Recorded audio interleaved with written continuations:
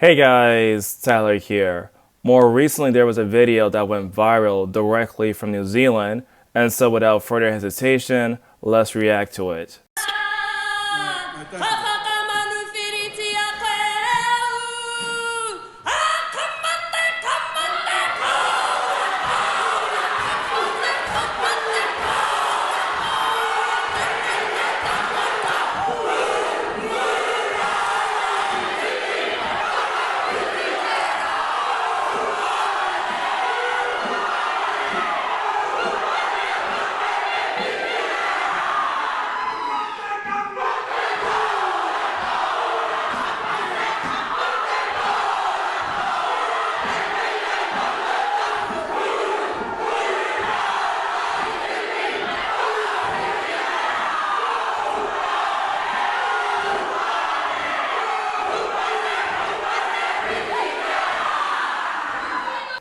Before I offer my criticism of this video, I want to first contextualize the video for you guys to actually understand what exactly is going on in that video. What we saw in the video is something that is known as a Haka.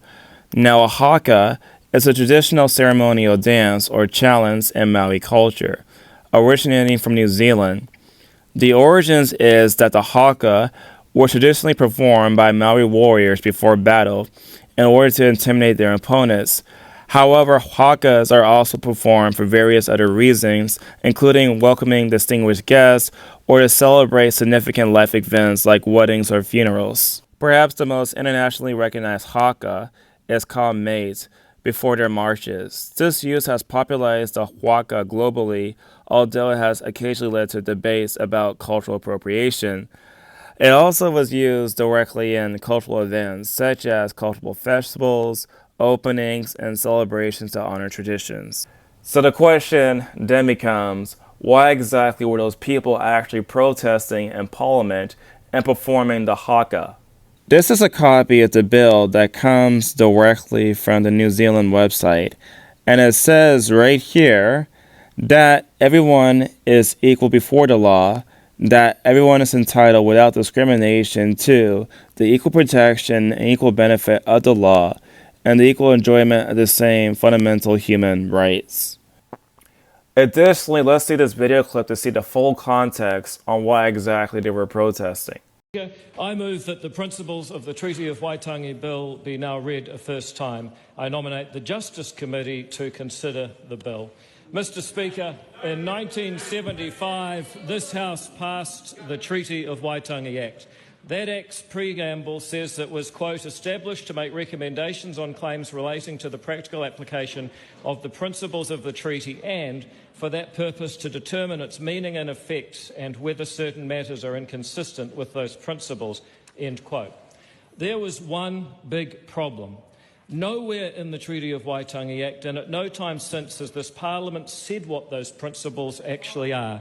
The democratically elected body of this Parliament has been silent.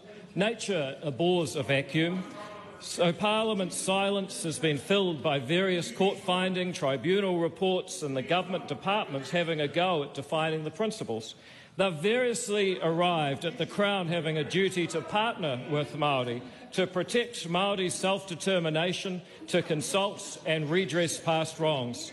What all of these principles have in common is that they afford Māori different rights from other New Zealanders. And I know why that is. Lawyers, with their training, they can't help but see a contract, and their instinct tells them to interpret a contract instead of ask what is the best constitutional foundation for a country. Seeing the treaty as a, quote, partnership between races, as the Court of Appeal once said, does not work as a constitutional foundation for a country. The lawyers will defend their logic to the hilt, but there is one question they cannot answer.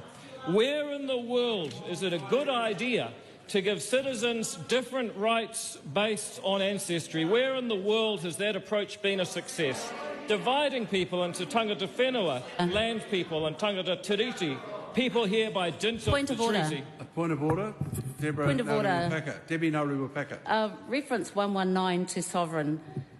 It is offensive and members cannot make reference to the sovereign. We have our own sovereign as Māori. We have never ceded sovereignty. What the Minister is doing is deliberately bringing in disrepute and making references to sovereignty of Māori. No, look, I'm sorry. That's not a point of order that can stand against the cited point of order. It's quite clearly that I'm not going to go into the constitutional range. Standing order doesn't stand. The Honourable David Seymour. Mr. Speaker, we can all think of examples where dividing people up by their race or religion has failed badly. It is the time for the body that posed that question in 1975 to say what those principles are. And the purpose of this bill is to break this Parliament's 49-year silence, to define the principles in law so it's crystal clear what the treaty means to modern New Zealanders. Section 6 is the core of the bill. It says the Treaty of Waitangi principles are as follows. Principle 1, the Executive Government of New Zealand has the full power to govern and the Parliament of New Zealand has the full power to make laws in the best interest of everyone and in accordance with the rule of law and the maintenance of a free and democratic society. Principle 2, the Crown recognises and will respect and protect the rights that hapu and iwi Māori had under the Treaty of Waitangi, Te Tiriti o Waitangi, at the time they signed it.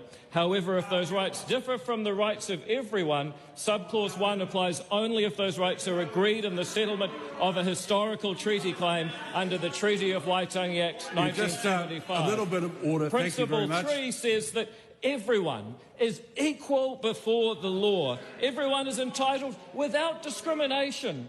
The equal protection and the equal benefit of the law and the equal enjoyment of the same fundamental human rights. These principles are based on the 3 articles of Te Tiriti, the Māori text, or at least Professor Kāwharu's 1987 translation of it. I'd like to thank the officials at the Ministry of Justice, who I suspect don't all agree with this particular kaupapa, but have been scrupulous in their professionalism and shown what the public service in New Zealand can be. The bill has other important sections. Section 7 says the principles of the Treaty of Waitangi, and Section 6 must be used to interpret enactments. In other words, where there's a legal reference to the principles, this interpretation must be used. Section 8 says that the bill is not to apply to interpretation of the Treaty Settlement Act. In other words, treaty settlements are safe. Some people have said that the bill threatens treaty settlements. It does not, and there's no reason for anyone who's read the bill to say so anymore. Section 9 says nothing in this Act amends the text of the Treaty of Waitangi or Te Tiriti o Waitangi. Once again, many people have falsely claimed this bill rewrites the treaty. There's even those who campaign for toi tu te tiriti or leave the treaty undisturbed. In black and white, this bill does not change the text of the treaty itself. What it does do is confirm the government has the right to govern New Zealand and this Parliament has the right to make laws in the best interest of everyone. It commits to protecting the rights of everyone. Sorry to interrupt the member, but this barrage, constant, has to stop. I'm actually hearing some of the comments that are being made, and if people think that they are in any way enlightening the debate, they are seriously deluded. So we'll have a very rare and reasonable comment only. The Honourable David Seymour. Thank you, Mr. Speaker. It commits to protecting the rights of everyone, including Māori, and upholding treaty settlements. It commits to give equal enjoyment of the same fundamental human rights to every single New Zealander. The challenge for people who oppose this bill is to explain why they are so opposed to those basic principles. The bill does something else, and that's the answer. It democratises the principles of the treaty. It gives everyone a say. The commencement clause says the principles of this bill only come into force if a majority vote for it to do so in referendum. And as I mentioned, the principles we know today have been created by a small number of New Zealanders, even though we all have to live within them. But if democracy means anything, it means each and every person has a say in how the rules we all live under are made. It is that democratisation of the treaty that is so important. The big change here is the idea that each person has a say on the rules they live under. Even people who are convinced this bill will not become law are determined to stop it being discussed, and that's why you hear so much outspoken criticism of it. They know that whether or not this bill becomes law in this term of Parliament, It's only a matter of time before its logic prevails. That's why they say kill the bill, because they can't kill the idea behind the bill, especially not the idea of each person who lives legally in this country having equal rights. Now that we have the full context of the video, I want to make my criticism about what exactly I saw. That whole entire video that the Maori people did in response to the bill was absolutely cringe. It is not cringe to have different cultures, different customs, different traditions, because every single culture exists within different societies. I understand that customs and traditions are always going to be different no matter who it comes from. Like, of course, not everyone going to have the same culture, the same language, or the same kind of cuisine. And so I understand that diversity itself is actually the spice of life. But the main reason why I say that the whole entire reaction at Parliament was actually cringe is largely because I know for a fact that one thing about discussion in government is that you actually debate about the idea on why exactly you're for or against certain ideas or policies that you like or may not like. If you cannot necessarily argue on why exactly your agreement or disagreement about particular policies, what they're trying to do is use culture as a clutch and say, well, you see, this is my culture, you have to respect it for the lack of the argumentation that they actually have. This is all that I know, is to be Māori. Additionally, when it comes down to the role of government, it's not necessarily there for ceremonies. Like I said before, ceremonies can actually manifest themselves through many different ways. It can manifest itself through weddings. It can manifest itself through sports. It can actually manifest itself through native ceremonies all the time. And so government is always about business.